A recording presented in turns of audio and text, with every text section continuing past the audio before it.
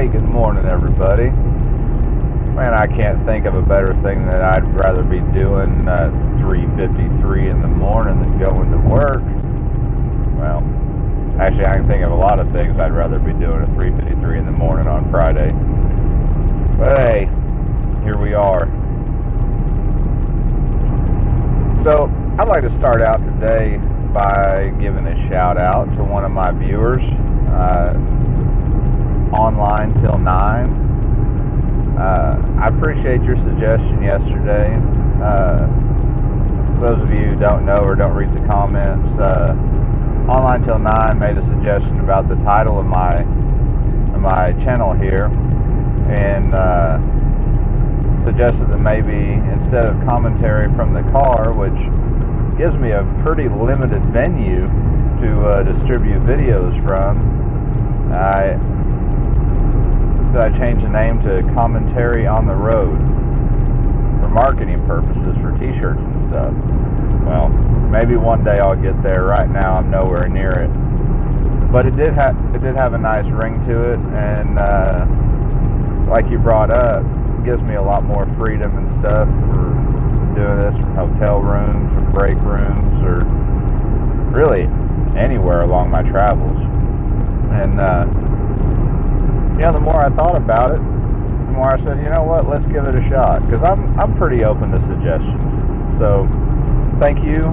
I'm going to give it a try. We'll see how the marketing aspect of it goes.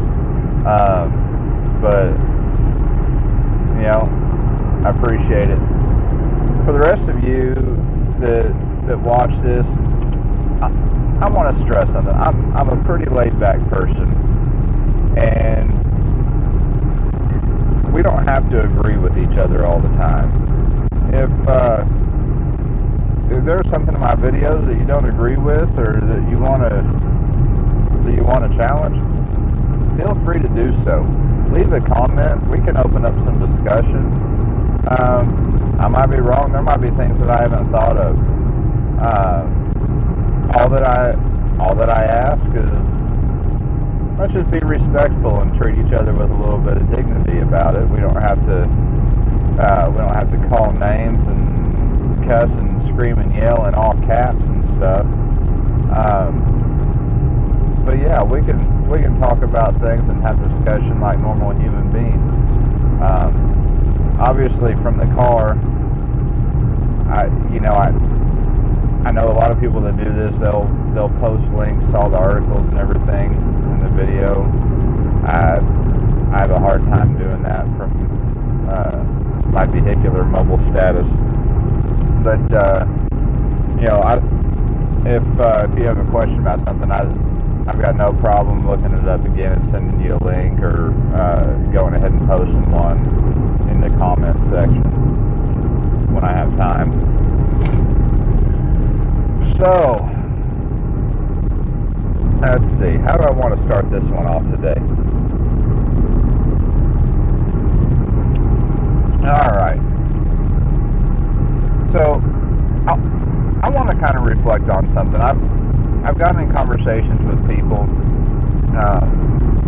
about the president and his demeanor and the way he acts and some of his tweets and stuff like that.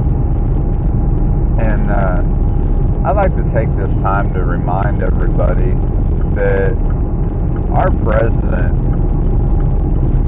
is not a career politician, and he's not polished, and he doesn't have that refined sense. And I'll even go as far to say is everybody has their level of corruption. I mean, this man built buildings in New York. He's got to have a little bit of shadiness to get that done. Okay? But I want you to think about something. And this is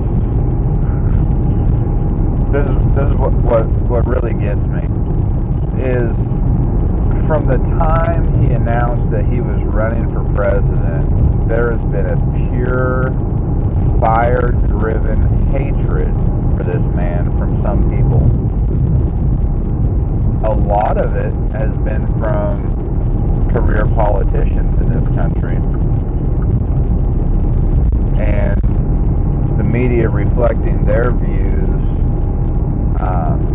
has driven that into a lot of people in our society. And I'm not saying anything about those people. Trying to keep this even keel. But think about this. Before 2016, nobody was posting F Trump posts on Facebook.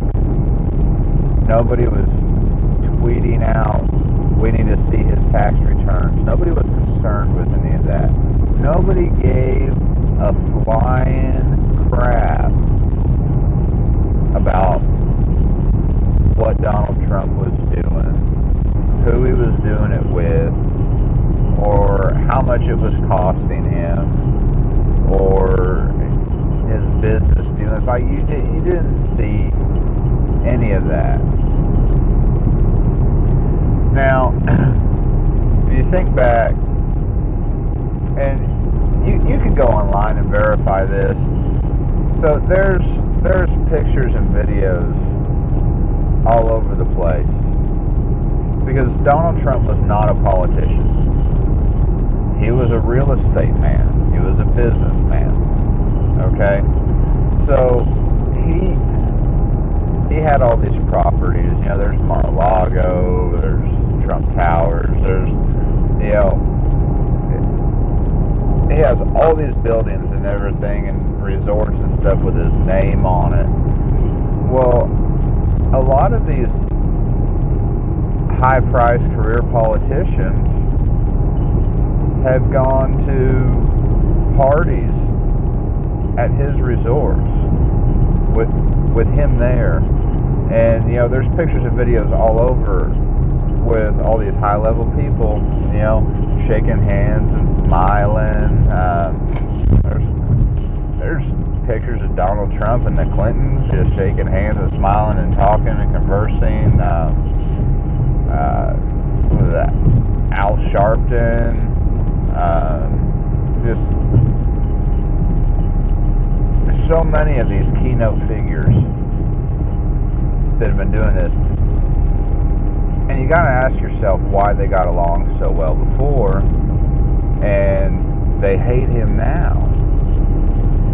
Well, because when they're rubbing elbows with him and they're in different spectrums of the world,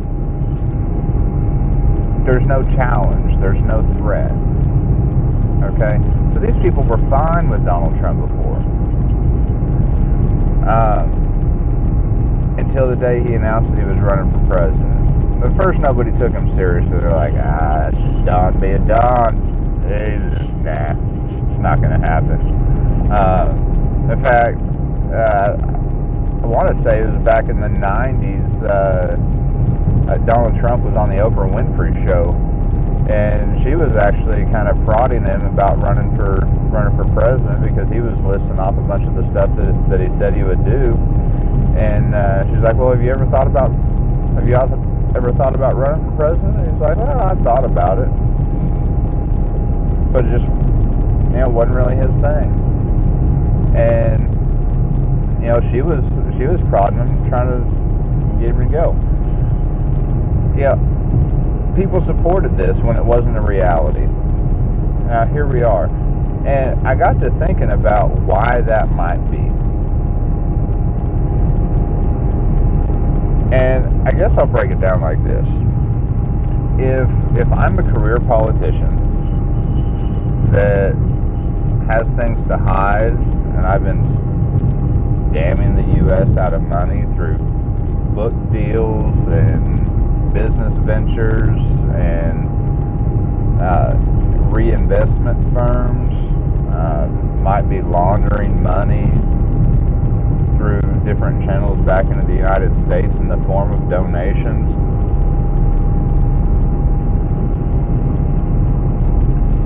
And I'm using that money to go around and party with somebody at their resorts and stuff. there's a good chance that I've mouthed off or had a few too many to drink and said things about my business dealings, or let a cat out of a proverbial bag along the way. Let's just say, for Donald Trump to know what he knows about some of these people before he decided to throw his hat into the political ring, he was not a threat. And I think what might be some of this disdain towards him is the fact that he knows too much, and now he's here to fix the problem.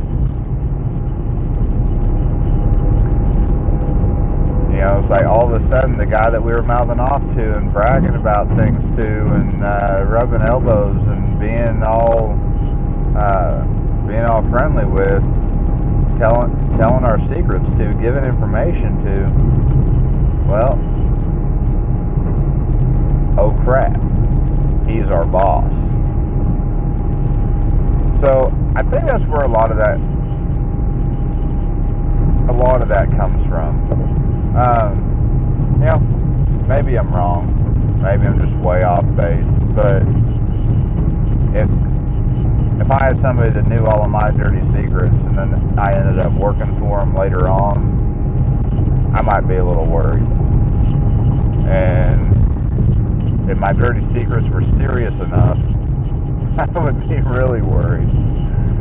And if my dirty secrets were things that could land me in prison and get me in a whole heap of trouble, I would do whatever I could to get that person to not be my boss anymore. So you can take that for what it's worth. That's just my 2 cents. Okay, so I've got a few more minutes here. We'll go on with something else. I'm sure most of you have heard about this Texas church shooter situation, and the gentleman, man, bless his heart.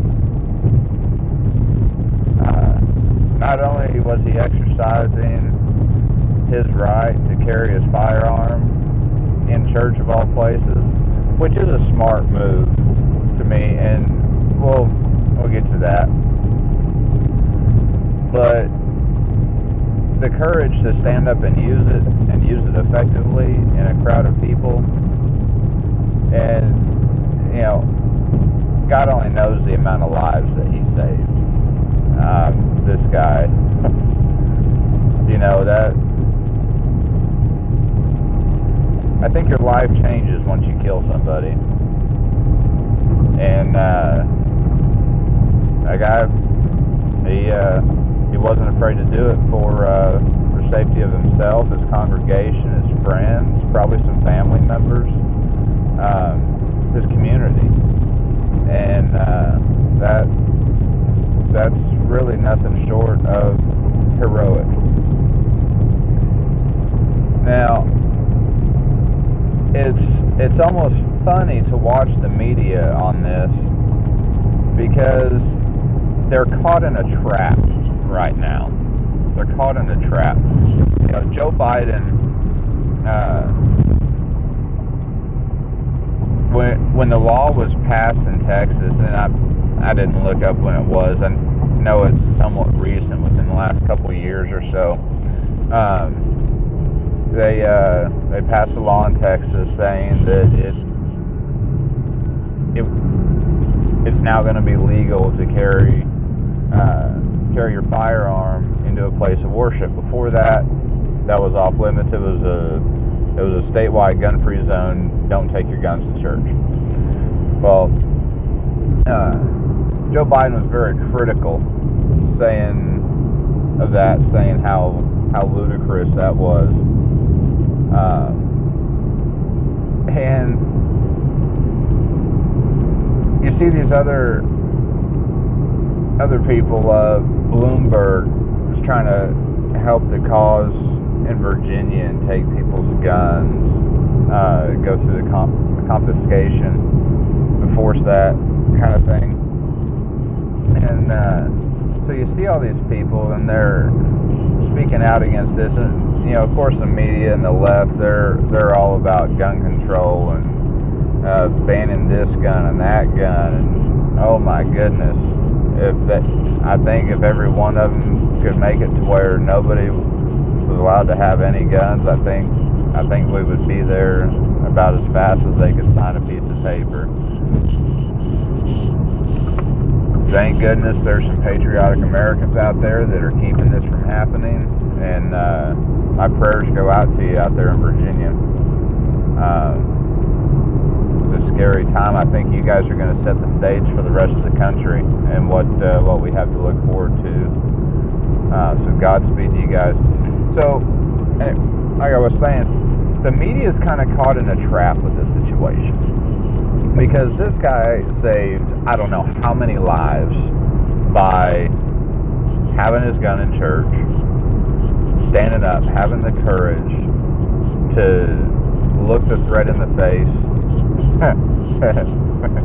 and shoot the threat in the face. Quite literally. But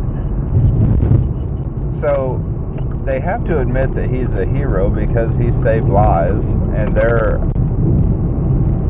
idea that guns are only for police probably would have led to a massacre that day. So they're caught between that and still trying to promote their anti-gun, people don't need guns, and it's not a viable form of self-defense, that if we ban guns, somehow the world's going to be a safer place, because, you know, all those laws that criminals already follow. So, the one I like was USA Today. Pretty sure it was them. If not, no, they can't sue me for much because I don't have anything. USA Today did just that. They gave credit to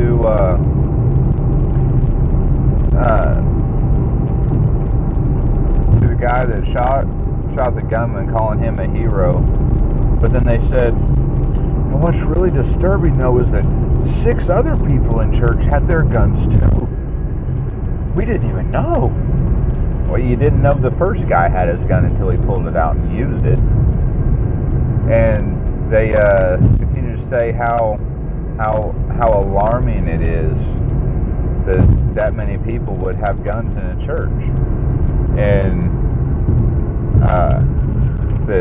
that could be dangerous because you never know who's going to use it. Let me explain something here. So we know of at least 7 people that have their guns in church, and nobody's pulled it out unless it needed pulling out. You know what I mean? Like, never been an issue. To me, that's a perfect scenario. You have that many people carrying weapons, and here's the beauty of this: everybody in that church does not need to be carrying a gun. No, but everybody in that church had a much higher chance of survival in that situation, because some people that had guns chose to carry them and chose to take on that responsibility. That's how armed citizens can keep everybody safer, because they're not gonna send out a questionnaire before they shoot somebody and be like, well, do you think I should have a gun or no? And then act accordingly. No, they're gonna act in in the best interest of that threatened situation at the time. So if you don't like guns, if you don't want to carry a weapon, there's nothing wrong with that. You know, the guy right next to you might have one, and you might find yourself in a situation where you're going to be doggone glad that he had one and wasn't afraid to use it. You know, the double standard on this is crazy. Even Elizabeth Warren said she still won't support concealed carry.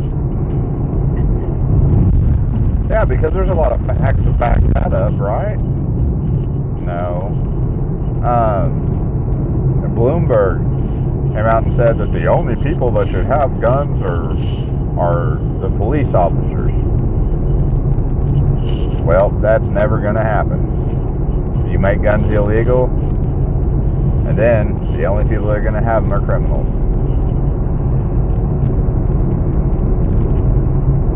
I just don't get it. I really don't get it. What was the police officer's response time to that church? How many more people could have been killed during that amount of time versus the 6 seconds that the threat took to be neutralized when a law-abiding armed citizen with the guts to stand up and neutralize the threat was on the spot. It doesn't get any simpler than that, folks. You know, I don't care what your stance on guns is. Okay? Doesn't really matter to me. You don't have to like them. You don't have to carry one. My wife and I differ completely on this. I don't think she'll ever carry a firearm. That's okay. That's her choice. There's nothing scarier than somebody carrying a gun that's not comfortable and not willing to use it and can't do it in a safe and accurate manner. Nothing scarier than that. I would rather take a criminal that knows what he's doing with a gun than somebody who is going to put themselves in a situation that they're not comfortable with just to say, yeah, I carry one. So, you know, take that for what it's worth. But if you're completely against guns, nobody's trying to make you carry one. If they give you the heebie-jeebies, if you just don't like them because you still think they kill people, we should talk about that, because I've got guns and they've never killed anybody. I promise. They sit there. I threaten them, I talk crap to them constantly, and they just don't do anything. They're very resilient beings. But anyway, you can't argue the fact that by allowing responsible armed citizens that choose to carry their weapons, you can't argue the fact that everybody is safer when we do that. No gun ban, no gun law, or anything else is going to convince somebody who's already a criminal or mentally unstable or for whatever motivation they have. No gun law is going to prevent them from getting a gun or a weapon and carrying out what they intend to do. It won't. But you know what will? A guy at a church in Texas that nobody knew he had a gun until their life was in danger. That, my friends, is why we need to not let them take our guns. Anyway, You guys have a great rest of your morning. I've got to get to work. Love y'all. Thanks again for the advice. So in my second debut, this has been Commentary on the Road. I appreciate it. Hit the subscribe button down there below the video. Share with your friends. Share with your neighbors. Love y'all. God bless. We'll see you again.